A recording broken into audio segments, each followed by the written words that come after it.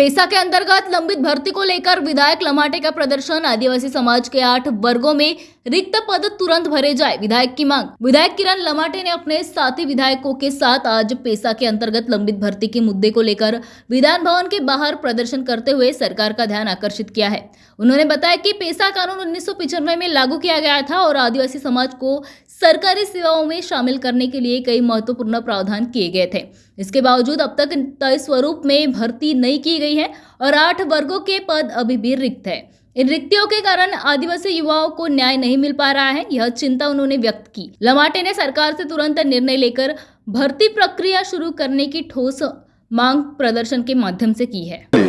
परंतु अजूनही त्या प्यासाची जी भरती आहे तर ती होत नाहीये। मागच्या वेळेला आदरणीय जिरवाळ साहेब, आमच्या दादा, आम्ही सगळेजण होतो आणि एक मंत्रालयात 2024च्या जून-जुलै महिन्यामध्ये आम्ही आंदोलन केलं होतं। त्यानंतर 9 संवर्गाच्या कॉन्ट्रॅक्ट बेसिसवरती भरती झाली।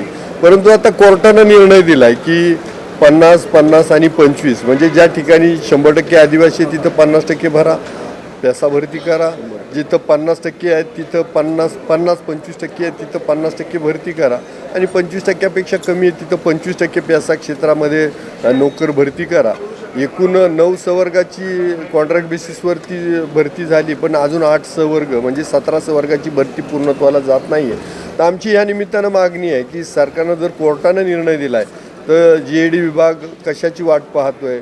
मुख्यमंत्री महोदयांनी लवकर आदेश देऊन या 17 संवर्ग पदाच्या भरतीला मान्यता द्यावी, भरती करावी आणि त्या सर्वांना कायम करावं। आणि जे आधीचे 9 संवर्गाचे भरले गेलेत कॉन्ट्रॅक्ट बेसिसवरती तर आता त्यांचा 1 दिवसाचा खंड धरायचा नाही असं मुख्यमंत्री महोदयांनी शब्द दिला होता। आता तो खंड धरू नये आणि त्यांची जी गेल्या वर्षी आपण त्यांना कॉन्ट्रॅक्ट बेसिसवर केलं तर त्यांना कायम करून घ्यावं ही आमची मागणी आहे।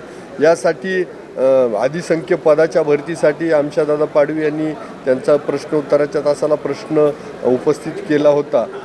त्याला उत्तरही आलं।